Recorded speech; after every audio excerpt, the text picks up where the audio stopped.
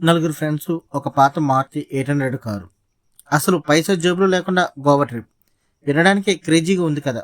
Sun next మరియు Amazon ప్రైమ్లో streaming అవుతున్న జిగ్రీస్ cinema review ఈరోజు మన వీడియోలో చూద్దాం. ఈ సినిమా నిజంగానే మనల్ని నవ్విస్తుందా, క్లైమాక్స్లో ఏడిపిస్తుందా? Let's start. కార్తీక్, ప్రవీణ్, వినయ్ మరియు ప్రశాంత్ వీరు నలుగురు చిన్నప్పటి నుండి ప్రాణ స్నేహితులు.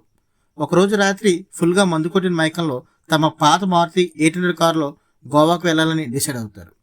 ఆ గందరగోళంలో తమ ఫోన్లు, పర్సులు, డబ్బులు అన్నీ పోగొట్టుకుని ఉట్టి చేతులతో ప్రయాణం మొదలు పెడతారు. అయితే ఈ సరదా ప్రయాణం వెనుక ఒక ఎమోషనల్ పాయింట్ ఉంది.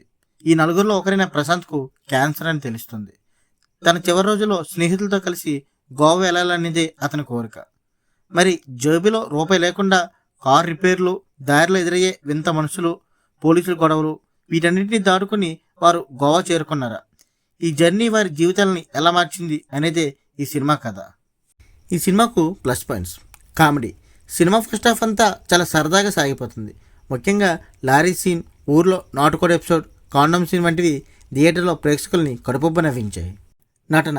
కృష్ణ బూర్గుల తన కామెడీ టైమింగ్తో సినిమాని వన్ మ్యాన్ షోలో నడిపించాడు.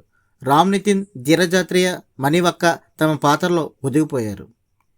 Emotional climax. సినిమా అంతా నవ్విస్తూనే చివరి 15 నిమిషాలు మాత్రం గుండె బరువెక్కేలా ఉంటుంది. స్నేహం విలువను చాలా చక్కగా చూపించారు. న్యాచురాలిటీ. మన ఫ్రెండ్స్ గ్యాంగ్లో ఎలా మాట్లాడుకుంటామో డైలాగులు కూడా అంతే న్యాచురల్గా, వల్గారిటీ లేకుండా ఉన్నాయి. ఈ సినిమాకు మైనస్ పాయింట్స్. సినిమాలోని పెద్దగా ట్విస్టులు ఉండవు. కథ అంతా సింపుల్గా సాగుతుంది. కొన్ని చోట్ల స్క్రీన్ ప్లే కొంచెం నెమ్మదిగా అనిపించిన కామెడీ ఆ లోటును భర్తీ చేస్తుంది. ఓవరాల్గా ఈ నగరానికి ఏమైంది, జాతిరత్నాలు వంటి సినిమాలు ఇష్టపడే వారికి జిగ్రీస్ ఖచ్చితంగా నచ్చుతుంది. ఎటువంటి అసభ్యత లేకుండా కుటుంబం అందరితో కలిసి లేదా మీ జిగ్రీ దోస్తులతో కలిసి చూడదగ్గ క్లీన్ ఎంటర్టైన్ ఇది. ఈ వీడియో నచ్చితే లైక్ చేయండి, షేర్ చేయండి. మరిన్ని ఇంట్రెస్టింగ్ రివ్యూస్ కోసం మన ఛానల్ని సబ్స్క్రైబ్ చేసుకొని మర్చిపోకండి. జై హింద్.